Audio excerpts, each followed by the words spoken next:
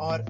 ये सब रीजंस होने से, पता रहने से आपको फ़ायदा क्या होता है कि आप मान लीजिए अकेले कहीं ड्राइव पे निकल गए और आपको कहीं दूर जाना है और उस टाइम कुछ ऐसा अनहोनी हो जाए, तब आपको ये ध्यान में रहे कि हाँ भाई ऐसे ये क्या चीज़ हुआ है, गाड़ी में क्या प्रॉब्लम है। Hey guys, good morning and welcome back to the channel. आज हम लोग फिर से अपने गाड़ी के बारे में जो हम लोग को जानना चाहिए उसी के टॉपिक पे हम लोग आज फिर से लौट चुके हैं। पहले वाले वीडियो में मैंने बताया था कि आप कैसे अपने क्लच को बर्न होने से, मतलब क्लच प्लेट आपका जल जो जाता है उसको आप कैसे बचा सकते हैं जलने से। तो वो उस पर मैंने एक वीडियो पहले बनाया था। आज की इस टॉपिक पे हम ये बताने वाला हूँ कि आप कैसे पता लगा सकते हैं कि आपका जो क्लच है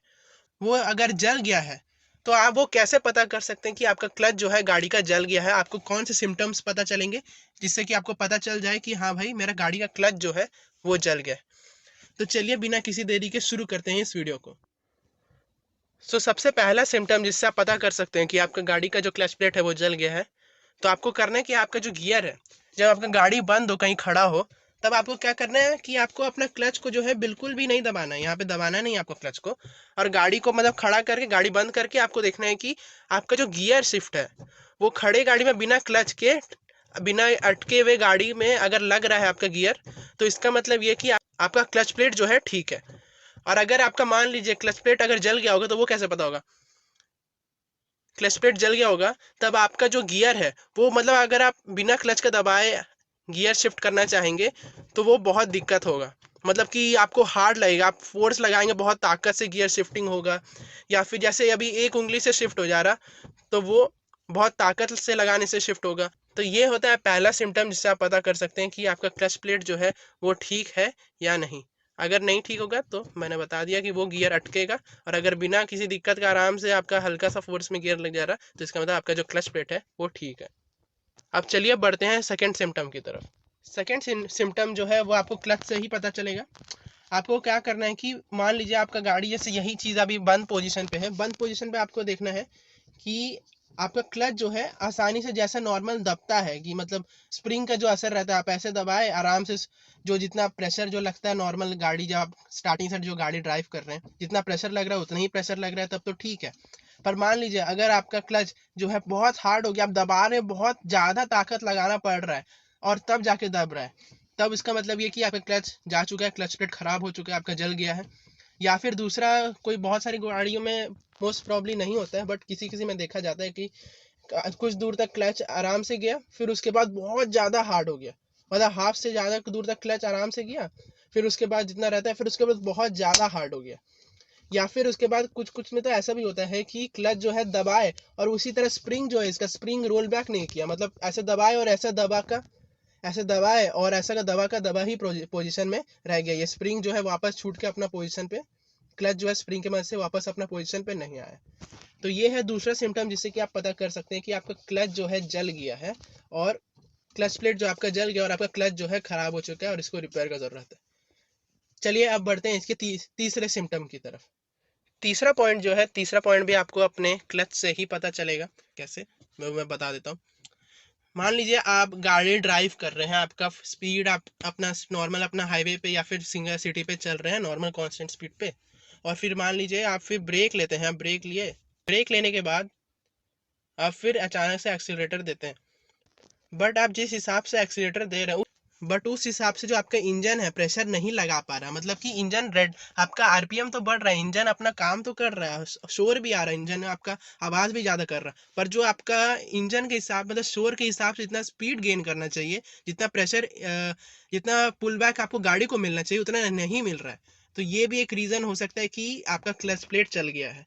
ये भी आपको एक चीज़ हम इंश्योर करना होगा कि आप जब हाईवे पे ड्राइव कर रहे हैं या फिर आप नॉर्मल जिस हिसाब से पिकअप आप देखना चाहते हैं, आपका जो भी गियर लगा हुआ है थर्ड गियर के हिसाब से, मान लीजिए आपका 40-50 का स्पीड पे चल रहा है और 30-40 का स्पीड पे चल रहा है, और फिर आप देखते हैं छोड़े हैं बीच में एक्सीटर किसी चीज़ की वजह से छोड़े, और फिर उसके बाद अचानक से एक्सीटर दिए, तो जो इस हिसाब से आपको प्रेशर मिलना चाहिए, पुल बैक मिलना चाहिए आपको, या फिर जिस हिसाब से आपको गाड़ी का इंजन रिस्पॉन्स करना चाहिए उस हिसाब से अगर नहीं करता है, तो इसका मतलब है कि क्लच प्लेट जो आपका जल चुका है और क्लच प्लेट का इशू क्रिएट हो चुका है, और उसमें आपको चेंज कराना होगा या फिर आपको रिपेयर कराना पड़ेगा।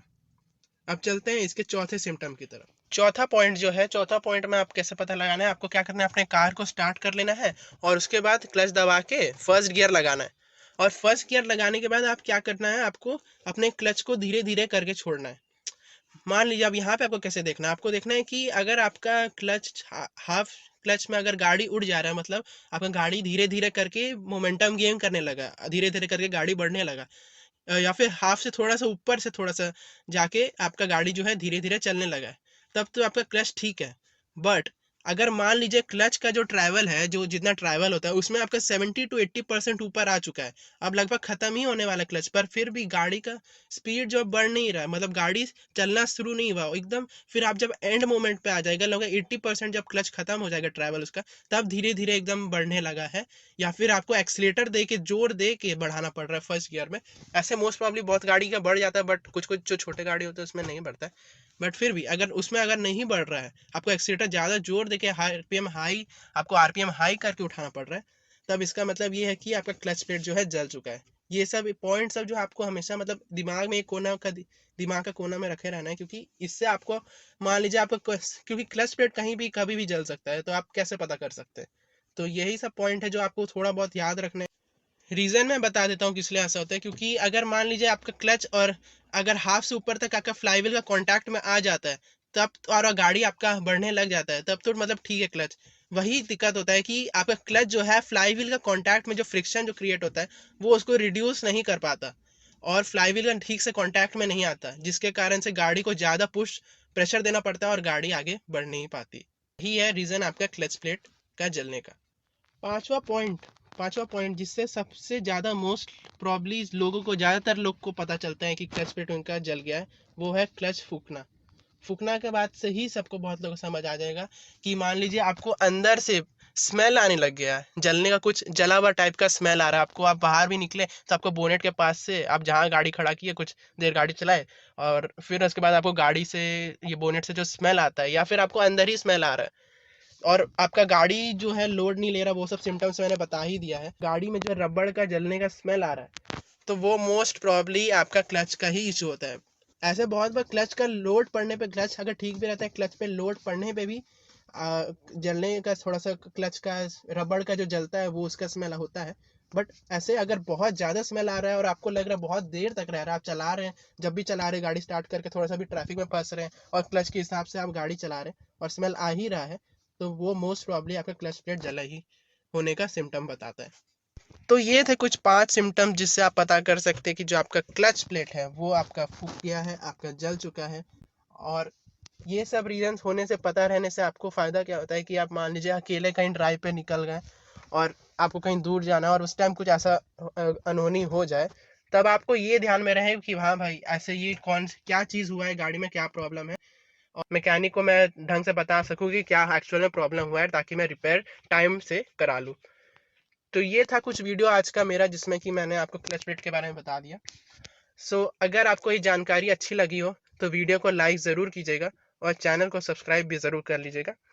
और क्लच प्लेट अगर आपको जलने से बचाना है, अगर नहीं चाहते आपका क्लच प्लेट जले, तो कैसे ड्राइविंग हैबिट रखना है, तो आप आई बटन पे लिंक पे क्लिक करके देख सकते हैं। मैंने वहाँ पे आपको बता दिया है उस वीडियो में। तो वीडियो देखने के लिए थैंक यू सो मच।